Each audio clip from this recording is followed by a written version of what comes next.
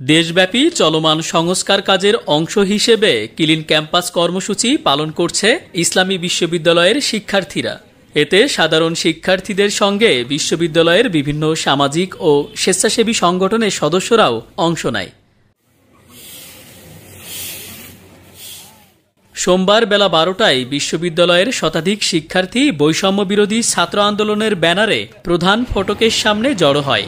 পরে শিক্ষার্থীদের মাঝে মাস্ক ও হ্যান্ড গ্লাভস বিতরণ শেষে পরিচ্ছন্নতা কাজ শুরু হয়। এ সময় শিক্ষার্থীরা প্রধান ফটক সংলগ্ন এলাকা, ডায়না চত্বর, ঝাল চত্বর, শহীদ মিনার ও স্মৃতিসৌধ সহ ক্যাম্পাসের বিভিন্ন গুরুত্বপূর্ণ জায়গা পরিষ্কার করেন।